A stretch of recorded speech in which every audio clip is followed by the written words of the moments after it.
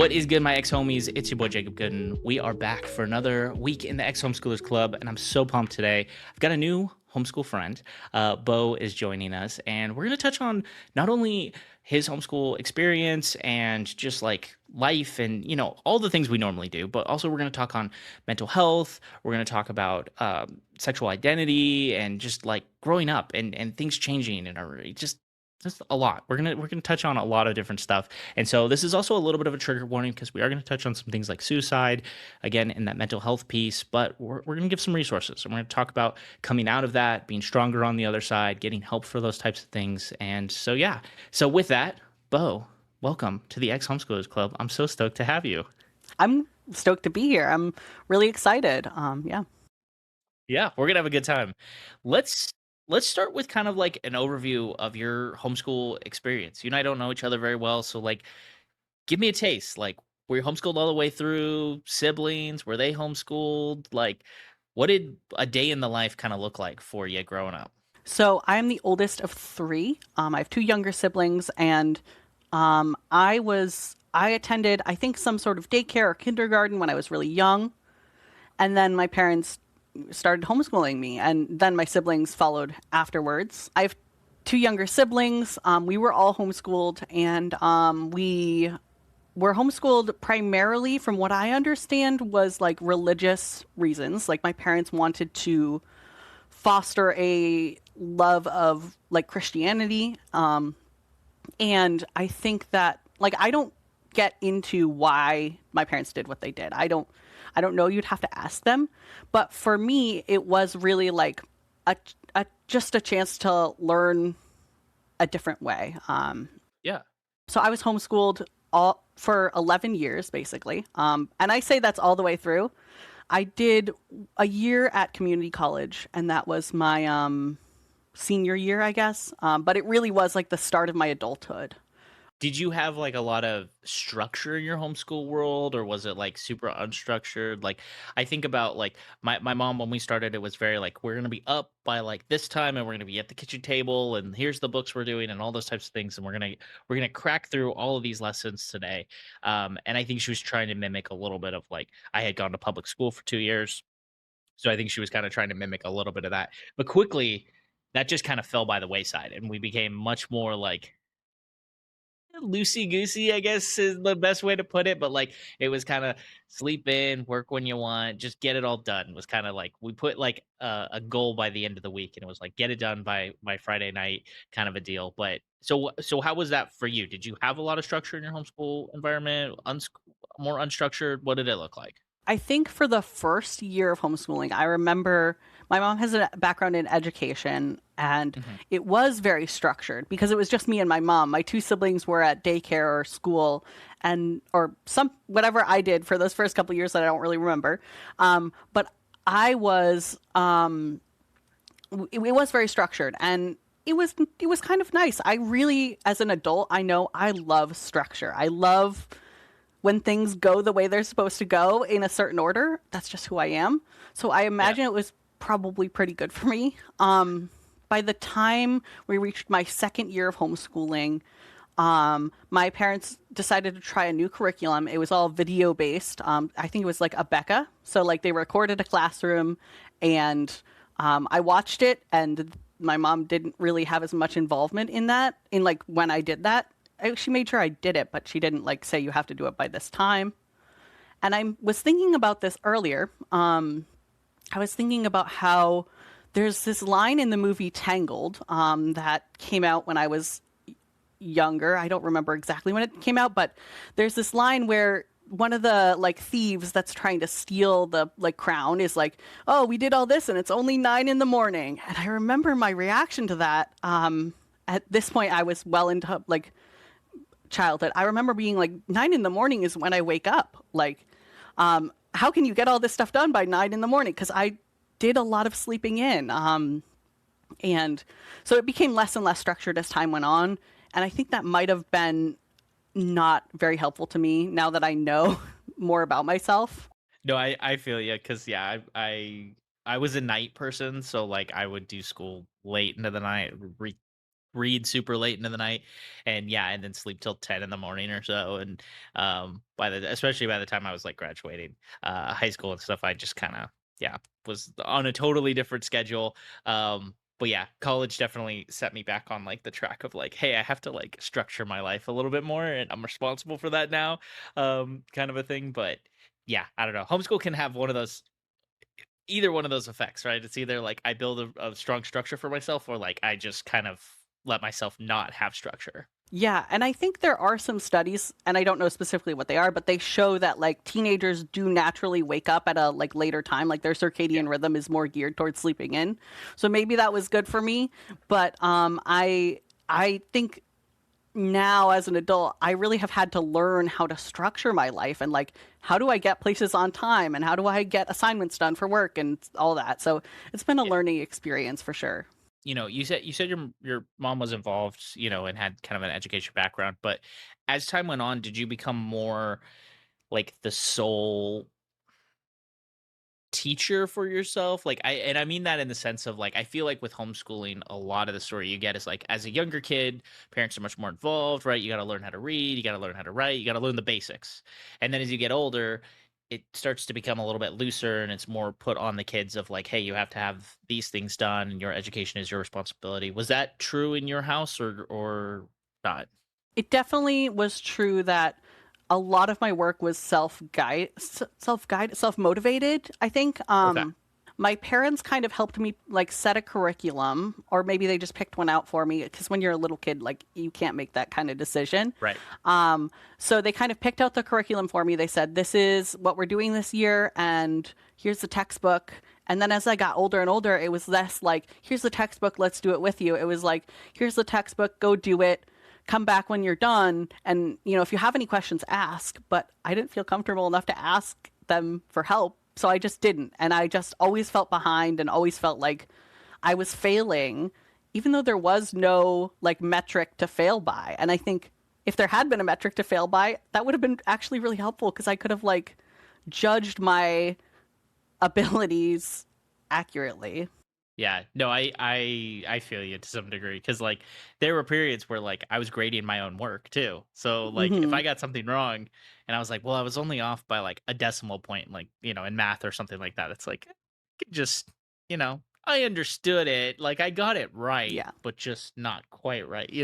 So I'd fudge the numbers a little bit, um, as compared to yeah having your parents kind of like grade it and have that extra set of eyes on what you're doing and making sure you're learning actually what you're supposed to be learning in a lot of senses.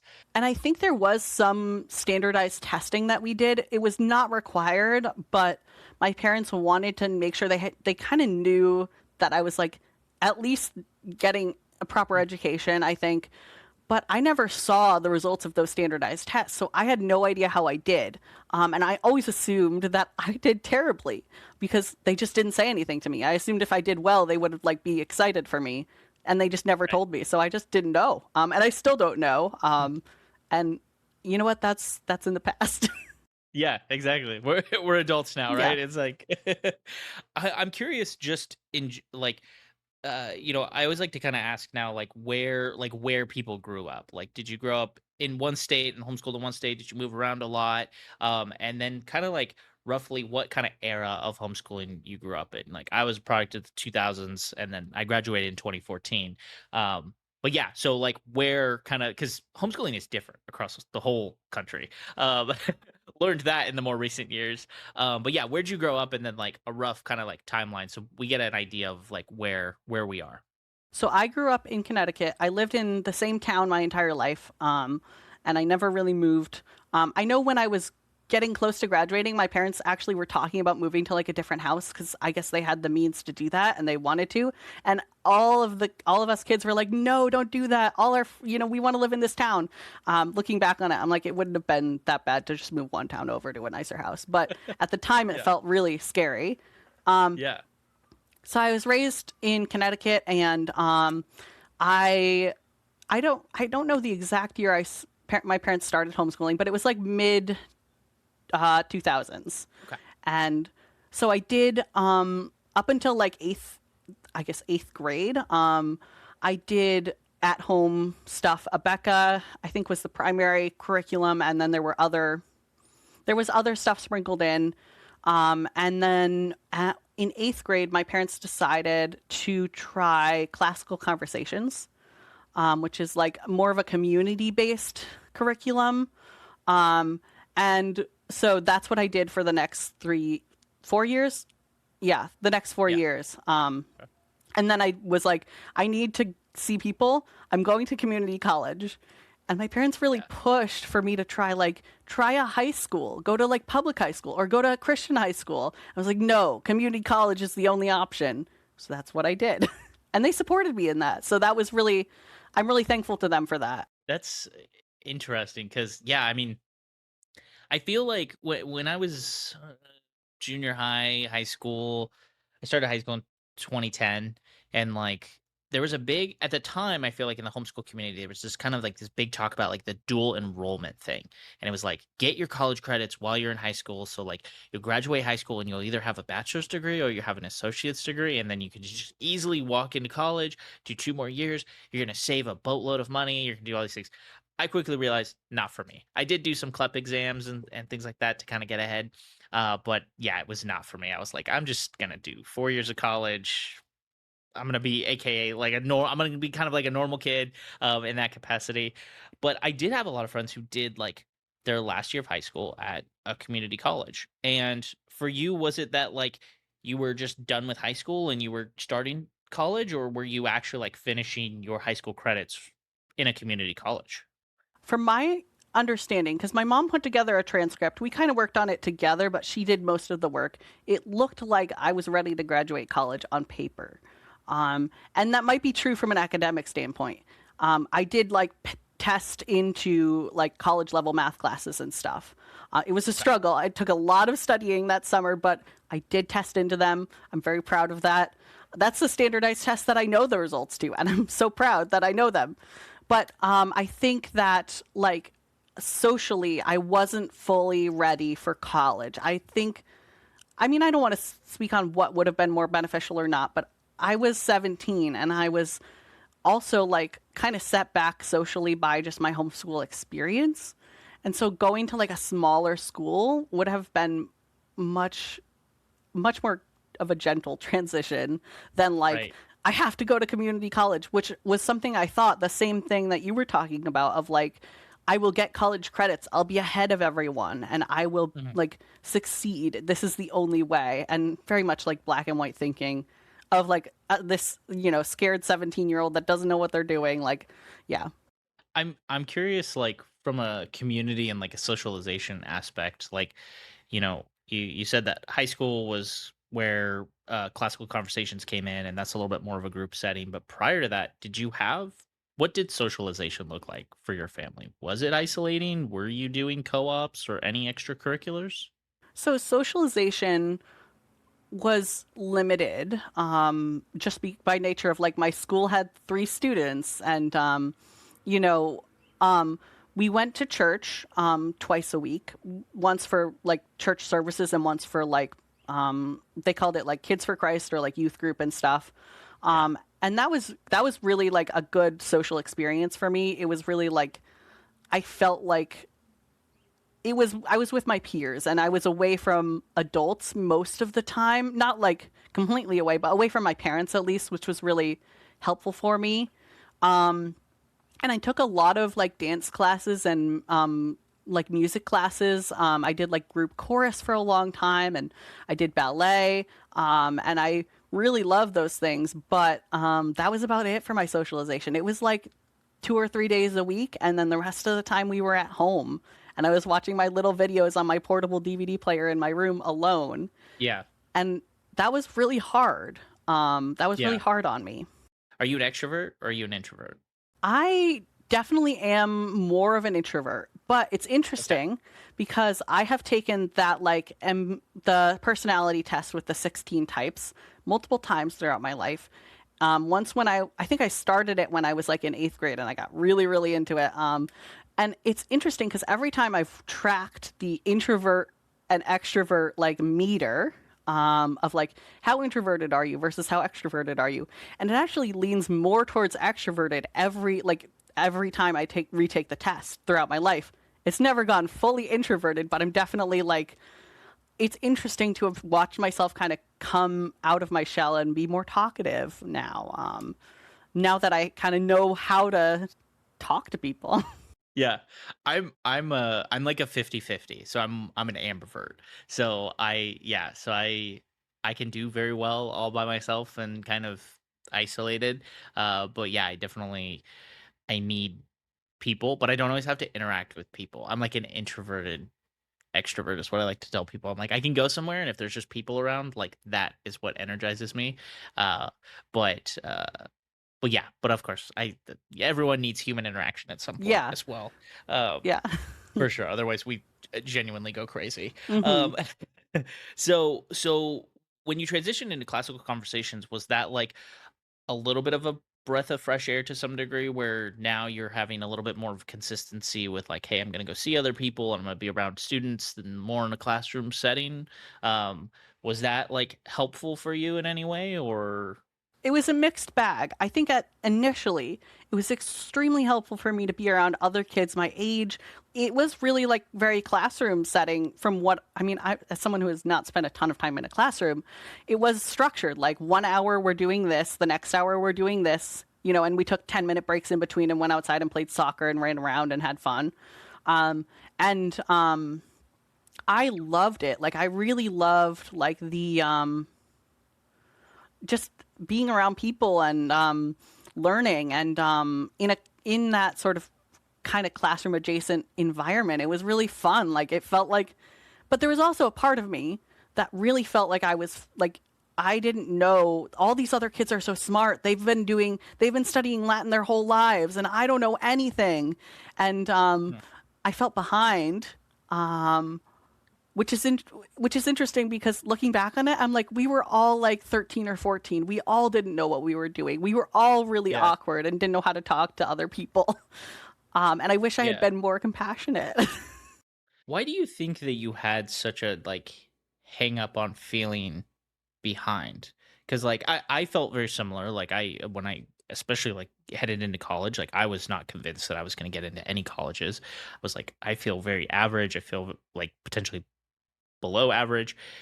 But I'm curious like where that messaging for you came in. Because like I had parents who were telling me I was doing fine or doing great, but like I don't know, like I didn't have external, I guess, factors that were telling me like you mentioned the testing thing of like you didn't see test results, so it's like yeah, mom is maybe saying I'm doing great, but like am I doing great? But anyway, for you, what was I don't know. Do you have any ideas why that was coming through in your head? That voice was coming through and saying like I'm behind all these people. I do. I have some thoughts around it, and a lot of them I've explored in therapy. Like this is definitely like something that like probably has to do with like deep trauma or something.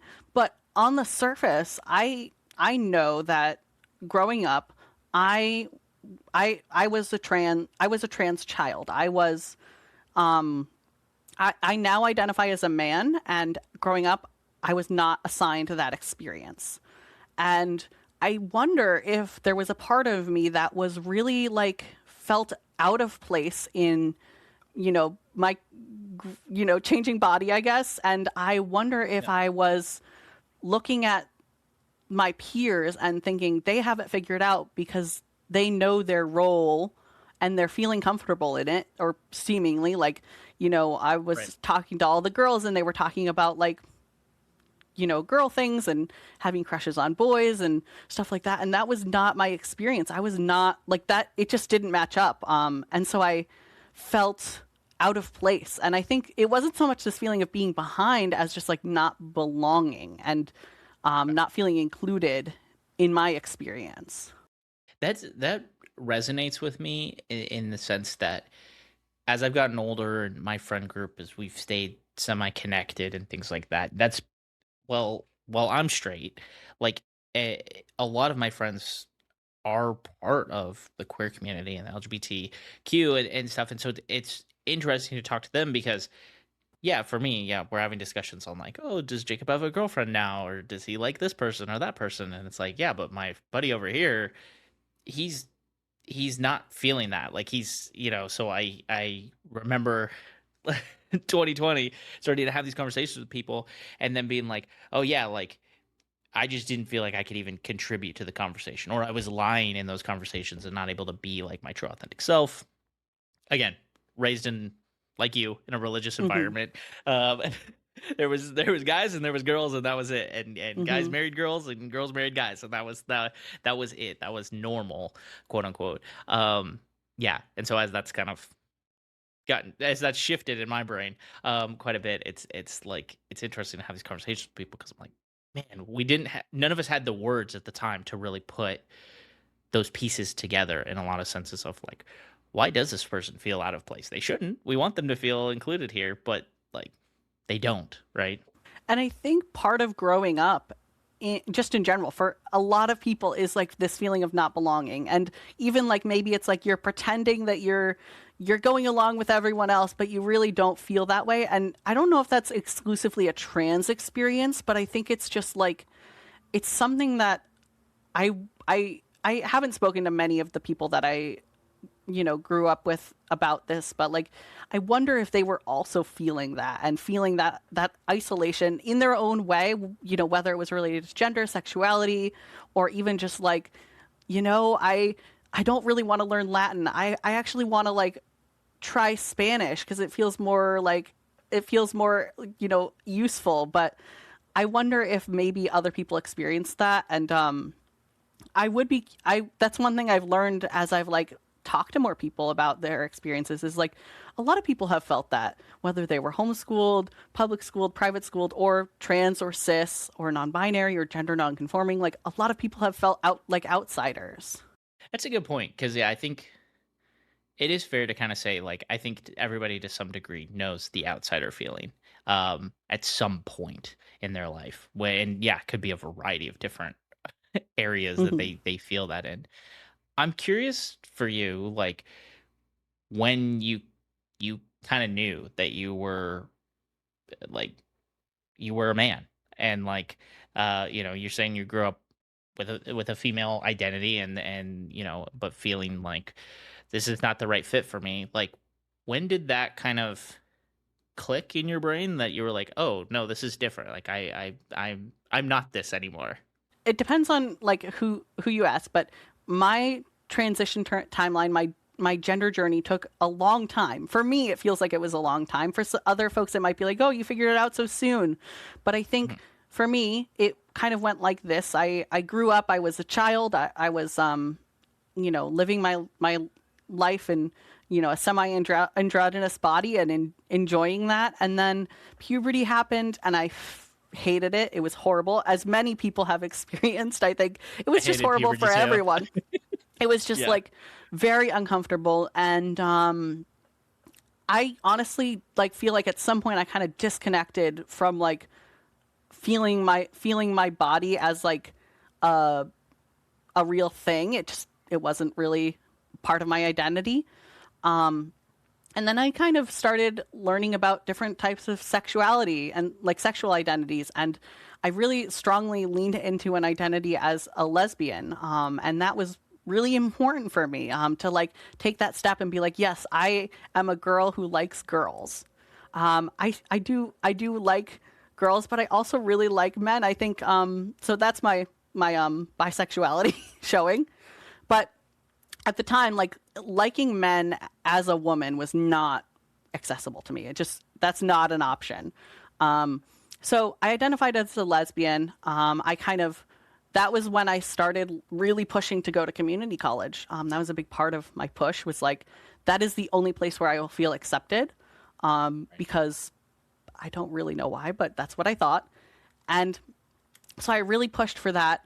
And then I did it. I went to community college and I actually started learning more about gender. And I realized I want to try identifying as non-binary. I want to try they them pronouns. I want to try this new name.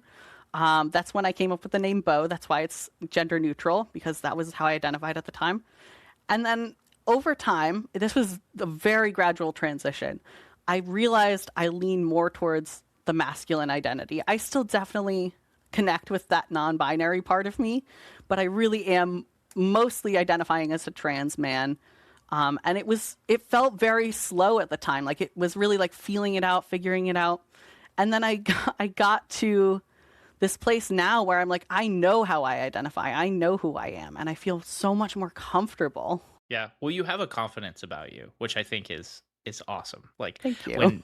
when you see people who like can sit in who they are as a person, like it seems abundantly clear. Like and I've only known you as Beau and I've only known you for a very short time, but like you have a confidence about you and you feel like secure and it- you know, even as someone who I was raised a guy, like I identify as a guy, like I like all those things, there are still days where like I feel insecure in my own masculinity and things like that. And so it is really cool to see uh, other people just feel secure. And it gives me more confidence in myself to be like, no, I'm who I am and that's okay. Like, Yeah.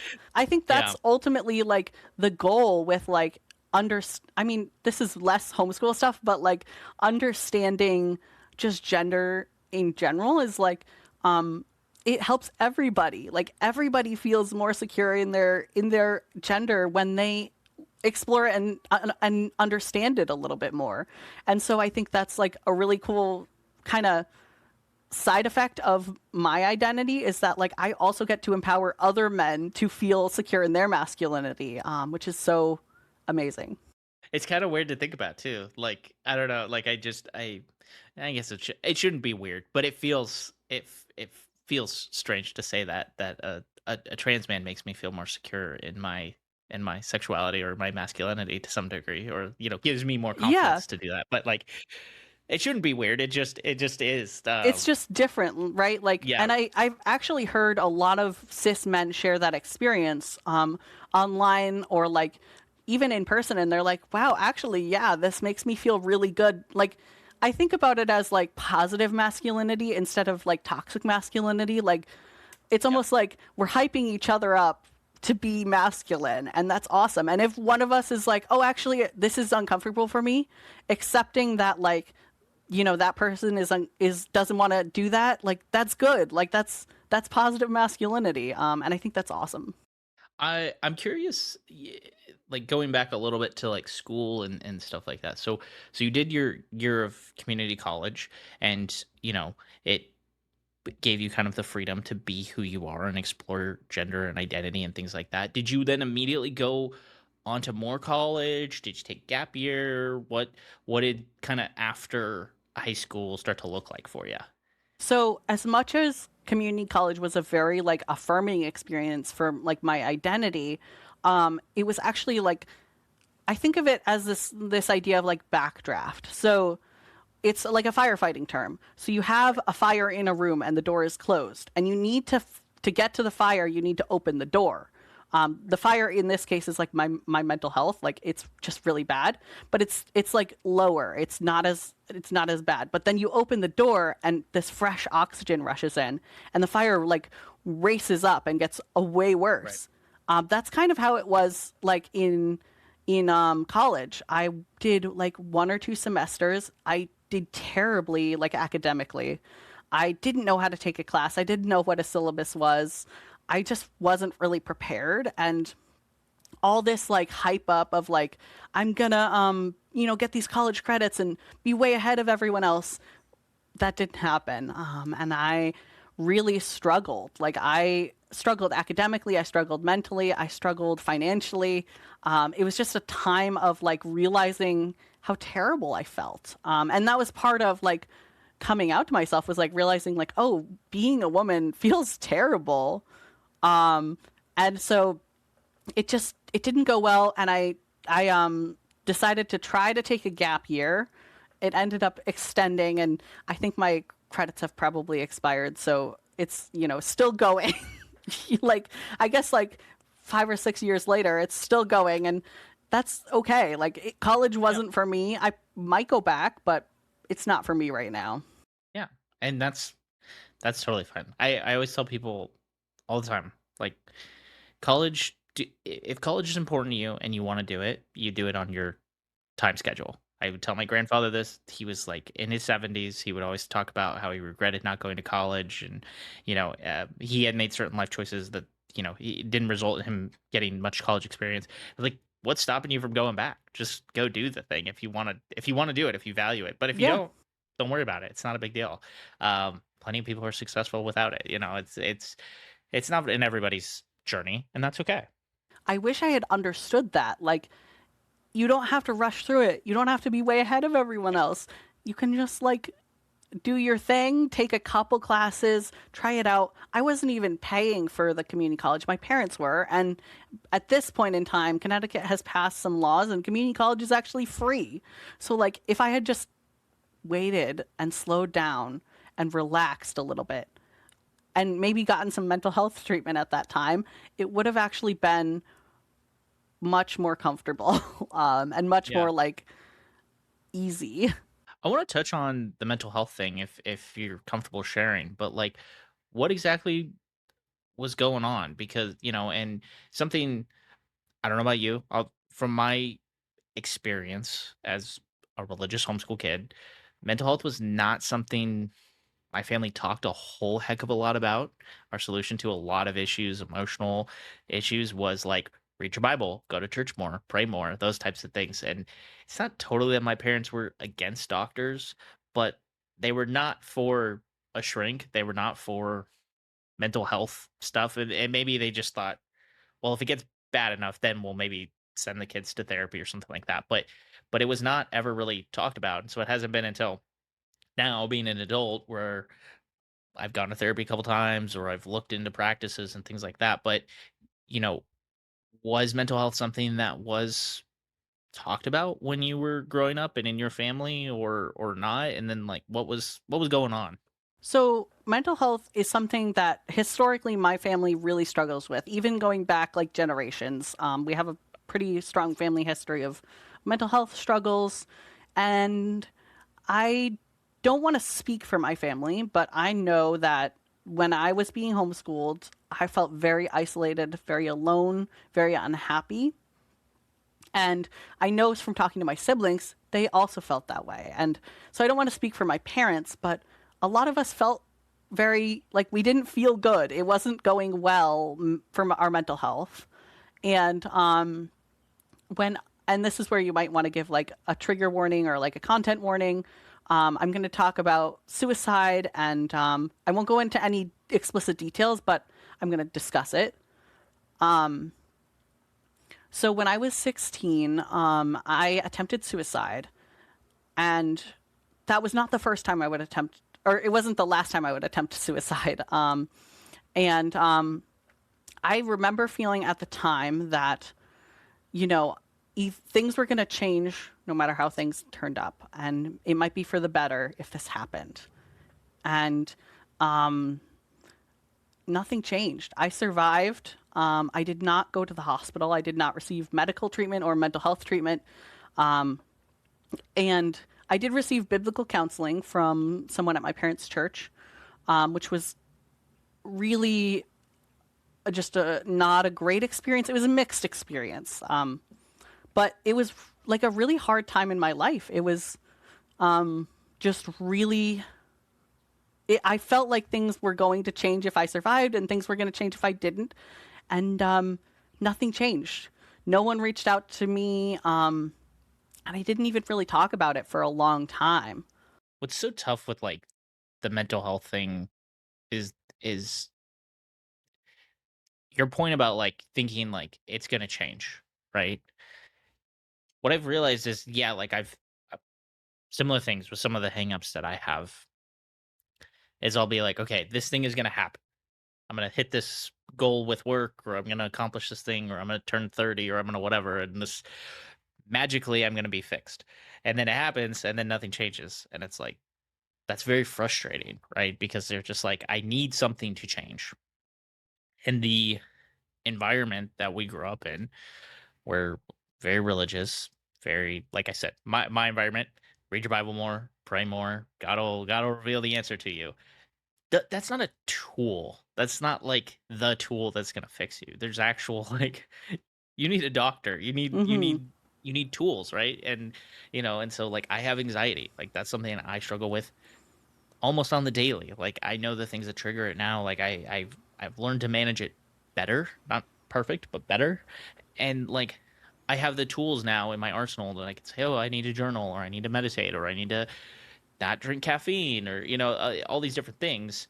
And so, but I wouldn't have those things if it wasn't for outside help, kind of giving me those things. I would never have figured that out. And so, at what point is it that you start to like get help for those things or seek counseling and I don't know, go to a facility, or what did it look like for you?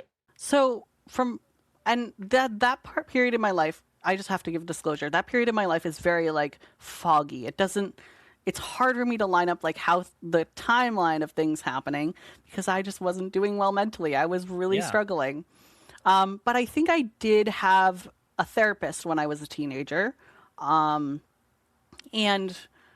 that was a good like start. Like I think I really needed like some deep therapy work, but I was also like 16, 17, 18. I didn't know what I was doing. I didn't know what I needed. And the therapist also didn't really know. But she was really helpful in like getting me started. And then I kind of stopped going to therapy when I went to community college. I just couldn't organize my life to go. Even if my insurance would cover it and there was no copay, it just was like I can't do that right now. I'm in school. I'm doing it. I'm living my life, and that was also a really tough time. Like it was a very disorganized time. I couldn't even really get myself to go to like therapy, which I liked. So when I was 18, about to turn 19, I had another suicide attempt. It was really tough on everyone, and it was frustrating. And I went to an inpatient hospitalization ward, like that you stay on for. I was there for 2 weeks or 10 days, I think, and that kind of started my mental health journey, really, because I think as much as like the system of mental health is strained, a lot of the social workers and therapists and everyone that I worked with was like, you need support and validation. And I feel like for a while I kind of bounced around from like, oh, try this thing, and go to the hospital, try this thing. And it was just like really kind of again a very fuzzy period of life where I had no direction. I had dropped out of college. I was just bouncing around. And I was in a intensive outpatient program, which is like group therapy for like 3 to 5 days a week for multiple hours. And I was comfortable. I liked it. I didn't want to leave, and they were like, "You need to do something." And so my therapist said to me, "There's this program where you can become a recovery support specialist, and I think you should try it." And we had a recovery support specialist in the program at the time, and she was like, "You'll do this like this guy is doing." And I talked to the recovery support specialist about it, and I decided to give the course a try. So I know that was a long, winded explanation, but that's my sort of mental health journey. And also the pandemic happened during all of this. So that was like, that was I was really gonna say that. rough. Yeah. Yeah, I'm like thinking about the years, and I'm like, this feels like it's lining up with COVID, Yes, which exactly. that I think sent so many people into mental Yeah. spirals. I got severely depressed. I became a Yeah. hermit. Like I still wrestle to go outside. Like that's just shit that I deal with, as a result of that. And so yeah, I can't Yeah. imagine already having had something on top of that, and then just have it exacerbated. I was aware that the pandemic was happening, but like I was so depressed that I didn't even really care. Like I was like, Yeah. whatever. And then as I started to realize sort of some of the longer term effects that my peers were experiencing, like this, like isolation and feeling behind and feeling alone, I was like, oh, that was my childhood. Like now, like not like now you guys get it, but I was like, oh, okay. Like I think it wasn't good that the pandemic happened, of course, But I think it was helpful for providers to have an understanding, like mental health providers to have an understanding of like s- a smaller microcosm that was maybe more intense of the version of like what I went through as a kid.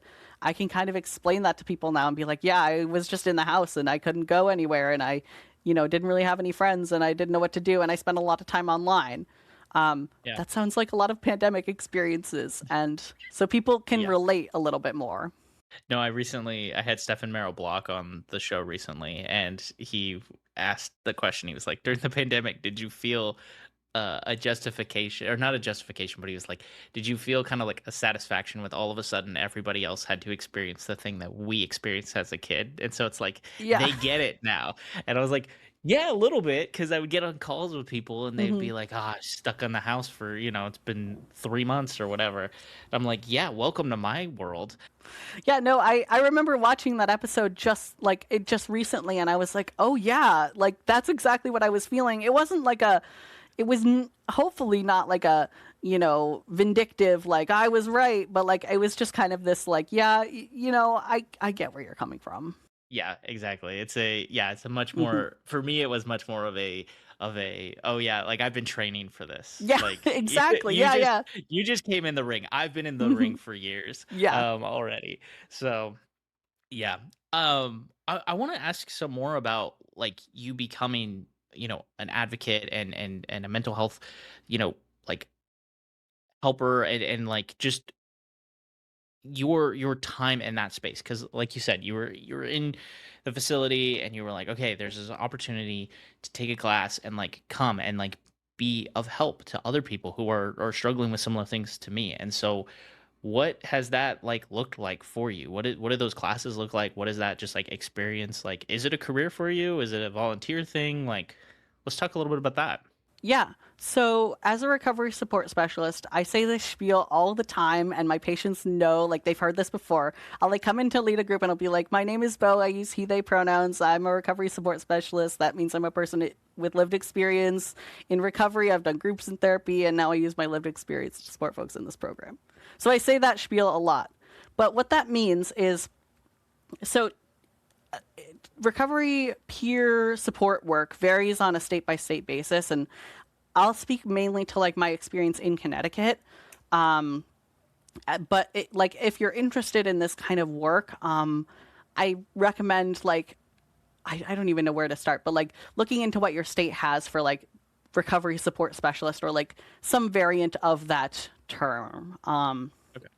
So I took a course. It was online because it was the pandemic and Right. everything was transitioning online.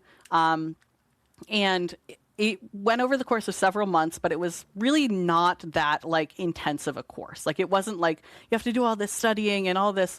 That's what I thought it was. And so at the time I was like taking diligent notes and like really trying, but I was also really struggling because I didn't really know how to do a class.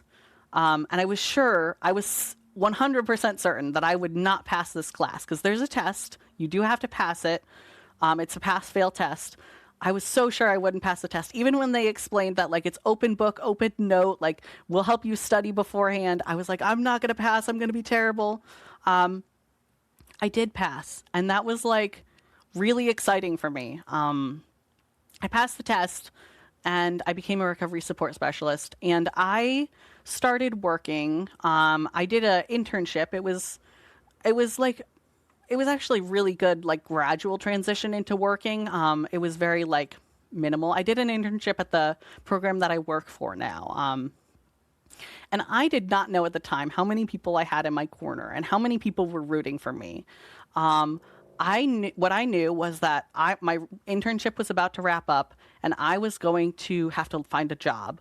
And so I applied for a job at the program I worked at that appeared like right around the same time. And I had a very like short interview process that I didn't even know was an interview because it was so informal. And then they called me and they said, we want to offer you a job. And what I know now is that people were rooting for me. They wanted me to succeed. For the first time in my life, people wanted me to succeed. And they wanted to work with me in the future. And like that was amazing. So that's a little bit of my journey as like a recovery support specialist career wise. I can talk a little bit more about what I actually do for work. Yeah, I would love to. That was going to be my next question. Is like, what exactly does like a day at work look like? Yeah, so recovery support specialist is a really cool position because it really plays to the individual's strengths. It's a newer position in the mental health field. Um, I think, and this is just Connecticut as far as I know, but you can basically be a person with experience of mental health or addiction struggles or have a family member with those struggles. So I am a person with mental health struggles. And what I do is I work in a group therapy program. It's an intensive outpatient program, so like and also like partial hospitalization, which is basically we have 5 days a week of group therapy running from like 9 to 1:30. And I run groups, and I also do a lot of other stuff. I'm in a unique position because I am not a therapist and I am also not a patient. I have that, I'm the sort of like the bridge between those two things. And I can really use my experience to like I think of an example where like a patient might say like, I really feel, you know, this way. I feel sad or I feel depressed. A therapist might be able to say, here's some coping skills you can use for that. Here's some strategies. Let's plan for that. I can say, I've been there. Here's an example of when I've been there. And it really sucks. Like, let's just talk about like what it feels like peer to peer, like together. And I don't go into a ton of detail about like, you know, some of the more rough experiences, but I can also say like, yeah, I know that it sucks to be depressed. I know that it's really rough when you have a panic attack. Here's what's worked for me. Let's see if something works for you. Let's find what works for you. I think that's really cool because like I I've been thinking a lot about a similar approach Hmm. recently and actually kind of journaling about this of the idea of like I'm a fixer. I like to fix people's problems. It's what I do for work. And it's what I do like for my friends and those types of things. I hear somebody struggling with something, I'm like, hell yeah, let's fix it. Like we got this. No big deal. I do it with my wife. Same deal. She has a little issue and sometimes I don't realize that the fix is just that person needs to be heard and they need to exist in those feelings for a little while and then it moves on and it's you know and then we can actually come up with a solution. So my I feel like I play a little bit more Hmm. of like the therapist in that regards of like, yeah, I can give you the tool or I can give you the fix for whatever it is that's hurting you, but like I'm learning to try to be a little bit more like you in that like, hey, let's like exist in this moment. Let's like not enjoy it, that's the wrong word, but Hmm. like let's like experience these emotions together. We can have a shared experience. Like you said, you've gone through some of the similar things that a lot of these people have done, or you've had a moment or whatever, and so you see them for where they're at, and that's important because a lot of times people just actually need to be like seen and heard for like what's happening in the moment and not just given, here's the band-aid, here's the neosporin, right? It's like, no, we gotta sit in it for a minute. You know, you work through it, not, you don't go under or over it. You gotta go Yep. through the tough stuff. So Yeah, and I think one of the interesting things is like I can also give patients like worksheets and stuff to work on and like skills. And therapists can often say like, here's how this has helped other people. And I think that's really awesome. Like we need that. I can also say like, we're going to work on this worksheet together. And I know it works because I tried it myself and here's how it helped me. And a therapist may have that same approach of like, oh, this skill of mindfulness actually really does help me, but they might not be able to go into as much detail about like how it specifically helped them in a tough moment because they also want to have that protective factor of like being an authority. And I'm still an authority in my job, but I'm definitely more like I can kind of move like from like the I can share from my own experience and even have a moment of vulnerability. There have been times where I've like openly cried in groups with patients and I mean yeah, therapists have also done that. But yeah, it's just a really cool job. I yeah. really love it. Well, you kind of sit in that I think a great place of like, you know, potentially just being like a little further down the path than somebody, right? And so, you're able to provide that extra little bit of guidance, that extra little bit of, shared experience of like, yeah, I've been there. I've had that moment. Here's how I overcame it. We could try that, or we can, we'll work with a doctor to find the thing that works for you. And I'm here. I'll hold your hand through it. Like, I got you, and I think that's, again, we come back to like the loneliness thing of growing up in the isolation. Like sometimes you just need that person who's going to hold your hand and walk with you along the path. And a lot of us didn't have that. And so to now be that for somebody, it's like, that's such a cool, like, that just seems like such a rewarding job. I'm sure it's like mentally exhausting some days, but like, it just seems like such like a rewarding job in a lot of ways. It really is, and I owe a lot of like that rewarding. I mean, most of it to my patients and also to my team that I work with. I think like it's so fulfilling. It's so exhausting sometimes, but also it can be fulfilling and exhausting at the same time, which is like those are some tough days. But also like I love the people I work with. I really think like it's just so like it's so great to be able to say like yeah, what you said earlier, like I'm a little further down the path. They know I've been on the path, but they can Yeah, see now maybe a future of like, oh, I can actually see ahead of the curve on the path. Like, and that's a great like gift that I get to give to my patients, but also they give to me. And we kind of share it together. that's awesome. I want to tie this a little bit into also some of the stuff that you're doing for the Coalition for Responsible Home Education, because that's how you and I met. Hmm. I jumped on an alumni meeting that it was like a questionnaire type thing. You were semi leading that group, and it was really cool. You were asking us a bunch of questions about our experiences, whether they were good, whether they were bad, whether they were ugly, the things that could be done differently. And so it was really cool to kind of sit, I don't know, maybe a dozen people, maybe less than that. Um, but a handful of people in a room and kind of talk about our experiences. And so I know that that's one of the things you're doing for CRHE. But how did you find them and get involved with what they're doing? I have to be honest, I don't actually remember finding CRHE because it was in that time of my life where things were really like hazy and I didn't know what I was doing. I think it was on Twitter, or back when, it was a usable site for me. Um, but I think that like I have been following them for a long time, and I've really like thought their work is really important and meaningful, and I have wanted to get involved for a while, but I didn't know how. Um, Eventually, they were having a like thing. I think it was for an amicus brief. I think that's how you say that. But like you could submit your story, and I was like, oh, I know how to do that. That's what I do for work. Let me just type something up. I mean, it wasn't just typing something up, it took a while, but I wrote something out and I submitted it. And eventually I got an email or a call or something from them basically saying, like, oh, you're from Connecticut. We actually want to do some work in Connecticut. And we also really think your story is really important.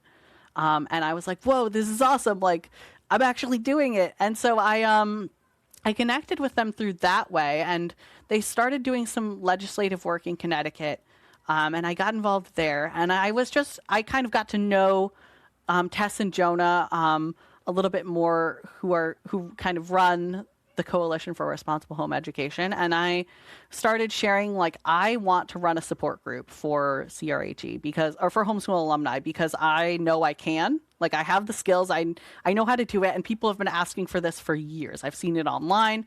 Like people want this, and they were interested. It just took a while to get some of the like things sorted out.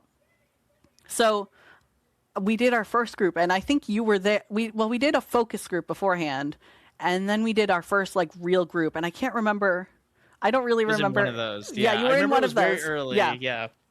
And I was so nervous. I think I shared this with you, but I was so nervous because I facilitate groups in person. I don't really do Zoom groups. I've done one or two, but it's really like I didn't know what I was doing. I didn't know anyone. I didn't really even know Tess and Jonah really well. But I did the group, like we did the group, we did it. And I was like I had a little list of like how the structure was going to go, and I was like, here's how it's going. We're going, and everyone's going to introduce themselves, and then we're going to talk. And we did it. And it went well enough that people came back, which was really great. And so I've been facilitating these groups for a while now. We started it off and we were like, we're going to do a set of three just to like figure out what we're doing, and then we'll book more. So we booked three, and we had topics for all of them. So we were like, we're going to talk about life after homeschool. We're going to talk about identity, and these were just random topics that I kind of stole from work. I was like, okay, yeah, we can just talk about this. And they went super well. Like they were really like it's become a really good community. People have come back, and I've gotten to know people a little bit more. I've relaxed way more as I've talked to people and run these groups, and so we took a break for June, because I am like kind of an event planner, and I plan a lot of Pride events. And I was like, I need to take a break for June because I'm just busy. And we're coming back for the next 3 months, July, August, September. And we're going to do like open topic groups, I think. I mean, this isn't set in stone, so I don't know if we're going to do this way, but well, I guess I'm the facilitator. I can say we're doing it this Yeah, way. you get to, yeah. You We're call going to the do shots open here, Beau. topic. And yeah, these groups are so fun and like really rewarding. Yeah, anyway, that's all that stuff with CRHE. No, and I'll make sure that either I link to a place that people, if they want to get involved, they can find it down below. Because yeah, I mean, I always say subscribe to CRHE, like their newsletter. They send out all this stuff of how you can get involved, but just in general, I'll make sure there's links down below if you want to check these out. I've been in them. I'll probably jump in at least one in the next couple Yeah. months because it was such a great time. And to be honest, for as nervous as you probably were, like I was equally as nervous because Hmm. my homeschool experience I view as mostly positive. And so yes, I have critiques and there are some negatives to it, but I don't have some of the abuse or the heaviness that other people have. And I know that those kind of groups can like bring those people out to share those stories and very rightfully so.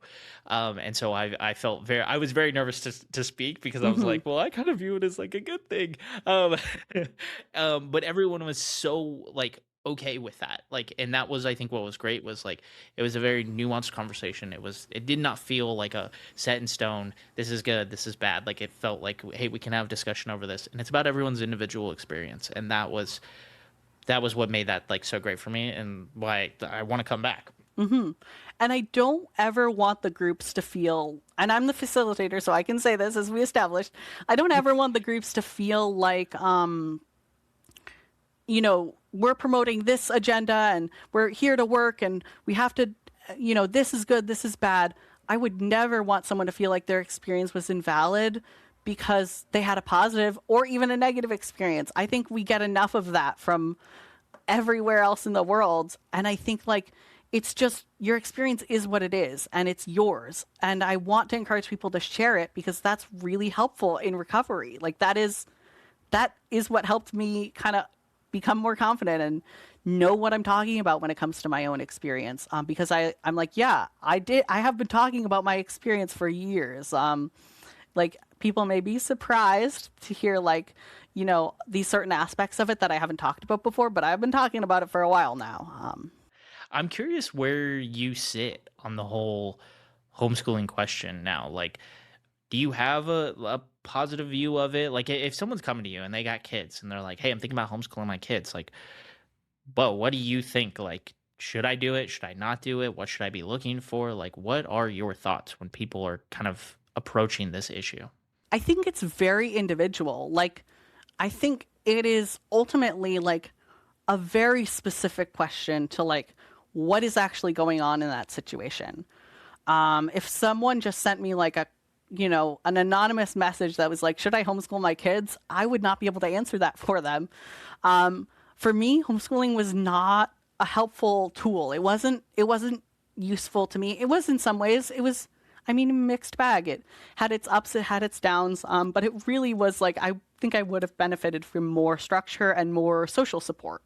I think if you are looking to homeschool and you are like set on it, you're like, this is really important to me, for whatever reason, think about those reasons. If it's like because your kid is not supported in school and that they can be supported better at home, think about that. And also think about like where you might be missing those supports and how you can supplement that.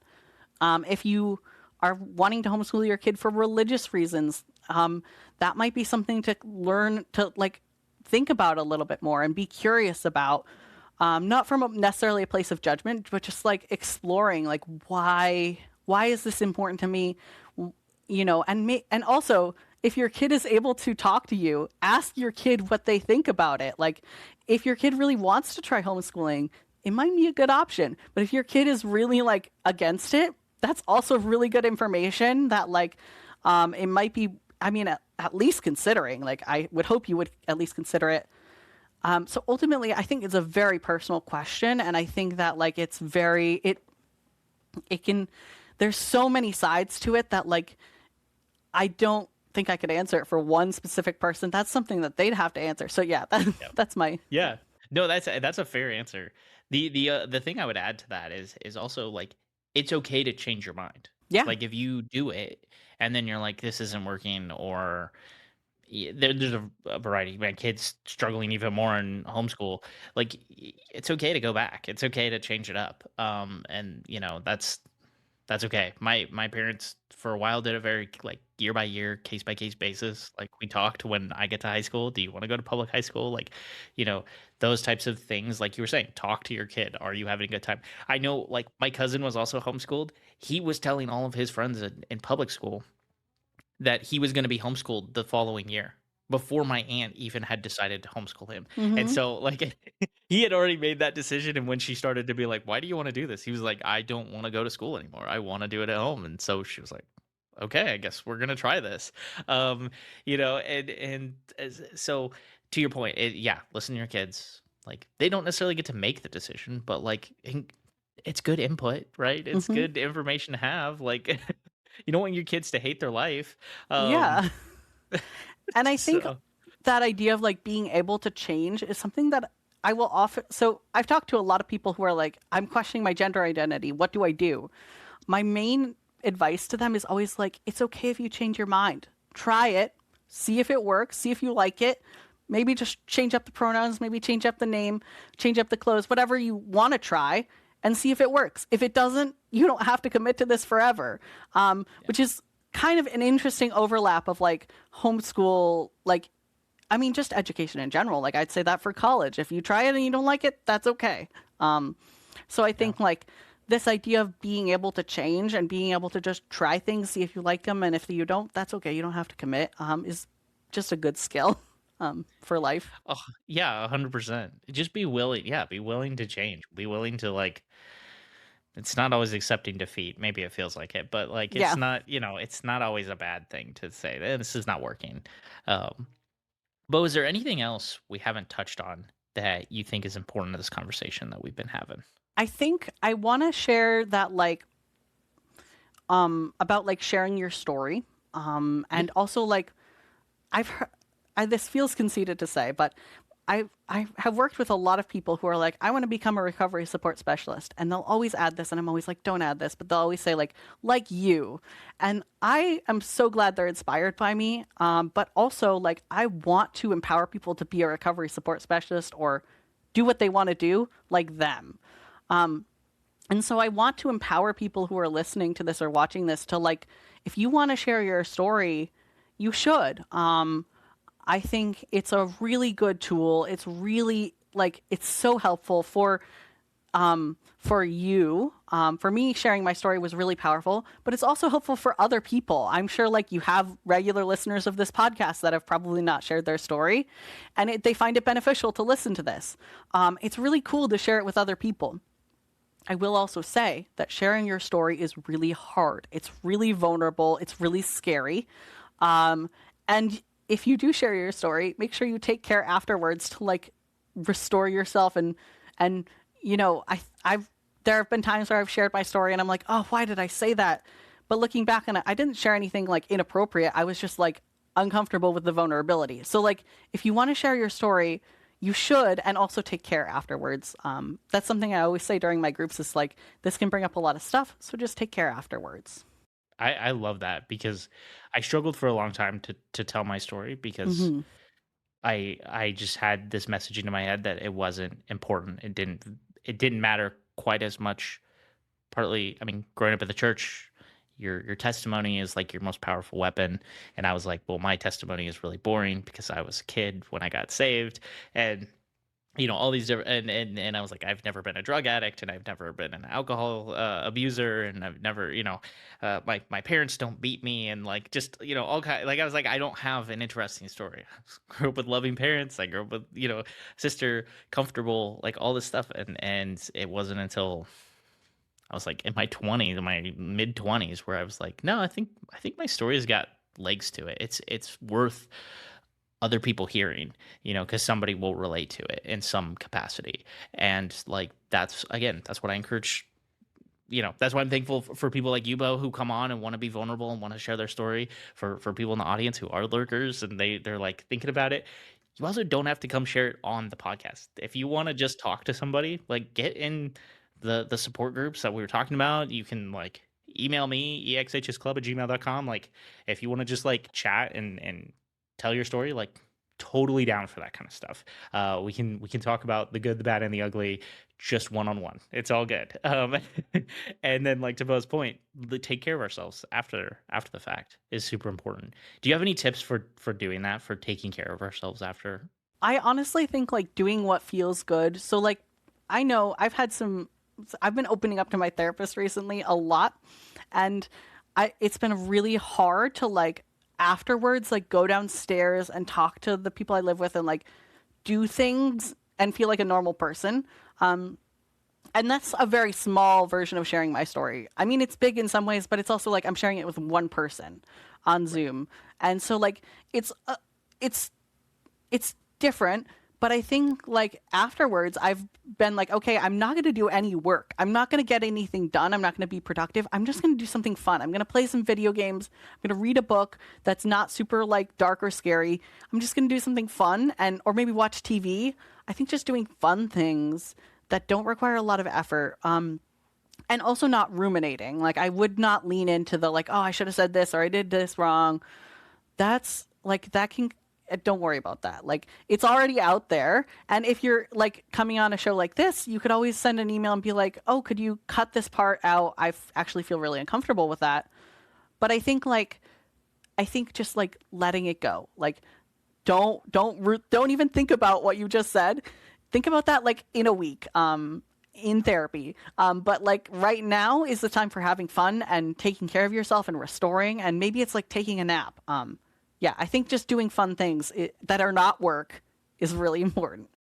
Absolutely. Yeah, that's a great tip. And the not ruminating. Hmm. Oh my gosh. I can't tell you how many times I get Yeah. off of like doing stuff like this and then I'm like, "Man, I said this thing sounds such like an idiot. Sounds so stupid." And I'm like, whatever. Like just let it go." I've said dumber stuff on the internet. Like it's not that big of a deal. Most people are not going to take it out of context or they're, or whatever, and it is what it is. And it's going to happen, right? Like it Yeah. happens to all of us when we share something vulnerable. Like we want to do it differently. That's okay. That's a normal process. That's a protective process, but it's also important to let that protective process go to like rest and calm Yeah. down and be still. I will say this too. I used to do a lot of public speaking in college in particular. I hosted a bunch of stuff. That was what I was known for. And literally my senior project, or not, it wasn't even my senior project. I assisted in a different project that when I was a junior. And I ended up crying in front of this entire group of people because I had to tell a very vulnerable story about myself. Did not really know where it was going to go. It went to some dark places. I ended up crying in front of like 50 plus people. Doesn't seem that many. That's a lot of people. Hmm. Yeah. Just broke down sobbing in front of all these people and secured the A for them, which was great. But the number of people who came up afterwards and were like checking on me and making sure, "Hey, you Hmm. good?" I was like, "Yeah, I'm good." Did not know that that was gonna happen. Yeah. And for so long after that, I felt like I was like, "Oh, I'm so dumb for crying in front of all those people." And I was like, "No, that made it very real for a lot of those Hmm. people, and it resonated with them." So, um, yeah. So Yeah. I never look back on it and go, "That was so dumb," because it was impactful for a lot of people. That So. same thing happened to me. I was invited to speak at a conference about like suicide prevention. I shared my story for like, it was one of the first times I ever did this. And I broke down sobbing in front of like everyone, my colleagues, like professional doctors and psychiatrists, and it was so embarrassing. But afterwards, I realized after a bunch of people came up to me and said like, "Thank you for sharing your story," and a lot of them were like, "Can I give you a hug? Like, are you okay?" Yeah. I realized like, oh, this was important for them to hear. Like, it was important. Yeah. The emotion was important, but it was also really exhausting for me. I probably wouldn't do that again, like share it in that depth. But Right. it helped them understand where I was coming from. Yeah. It gives that connection point. It makes it feel a little bit less robotic's probably not the right word, but kind of robotic. It makes it feel very lived in and personal. And I think that it's vulnerable, and that's a beautiful thing and people resonate with that. So, Bo, is there anywhere people should follow you, see what you're up to, anything like that? I have a blog on Substack and a Blue Sky. I don't post on them very often because like it's just I need my space, but Yeah. I think they're both called like Healing Kind, either Healing Kind blog or something. I gave you the links. Yep. We'll make sure those are And down yeah, below. if you want to keep up with what I'm doing, follow me there. Don't expect a ton of updates, but if there is an update, I will share it. Okay, sounds good. Sounds good. I'll make sure those are linked below. Anything else before I let you go? This has been a wonderful conversation. Yeah, I really enjoyed this. Thank you for having me on the show, and thanks for everyone who's listening and watching. It just means a lot to share this and have it be like respected and kind of taken in very like respectfully and seriously, but also like we did laugh a lot, which was really good. I really like that. I like laughing. Good. Good. Yeah. I try not to have conversations where we end up in tears. Yeah, But sometimes it happens, but yeah. but laughter is good. So thank you once again, Bo, for coming on and sharing your story. And to the audience, you guys know all the internet things to do. Look down below for links. Like, subscribe, share it with a friend, clip it. I think there's clipping tools now on like Spotify and YouTube and all those types of things. But yeah, shoot me an email, exhsclub@gmail.com if you've got questions for me, for Bo, for any of the episodes. If you want to be a guest, if you just want to share your story, reach out to me. I don't bite, I promise. And until we see you next time, peace.